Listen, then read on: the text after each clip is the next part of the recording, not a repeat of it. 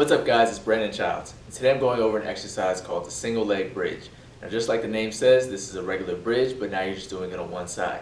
This is important to do because while regular bridges teaches you how to engage your glutes to protect your lower back and knees, it's important to do one side at a time because that's going to help expose and correct any kind of imbalances that you may have from one side or the other. It's also going to put your body in a position to where now you have to work your obliques a lot more and recruit a lot more core muscles to help that connection between your core and your glutes.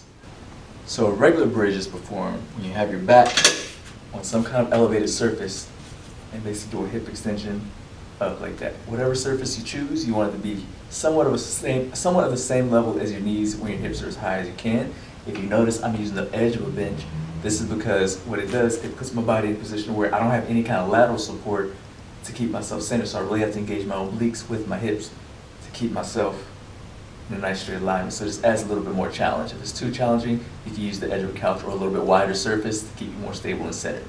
But when you go into doing a single leg bridge, you want to make sure that your upper back and shoulder blades are right on the edge of it. You don't want to be too high up because then you're just going to be rotating from your mid back.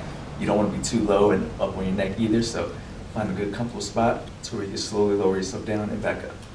The main thing too is just like with the regular bridge, you want to make sure your pelvis stays rotated up in the front the entire time and that you're not rotating like that so that you're not tapping into your lower back. Your body should be, upper body should be nice and straight the entire time.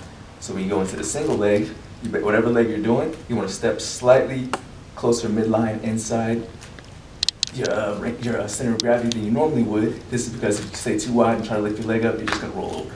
So you got to bring that foot to the center just a little bit. And then from there, once you find the right balance, same concept as the regular bridge, it should be challenging. The moment you lift your leg up, you should feel yourself wanting to shift side to side, and you have to really work your hips to stay neutral, especially because you're on this narrow surface. But again, if it's too challenging, you can use a wider surface. But keep your glutes engaged, pelvis up in the front, and the exact same thing. Bring the hips down. As you can see, I really have to work my core and obliques to keep myself straight and lift straight back up. And it seems like a simple movement, but I promise you it is very challenging to make sure that your body remains nice and straight.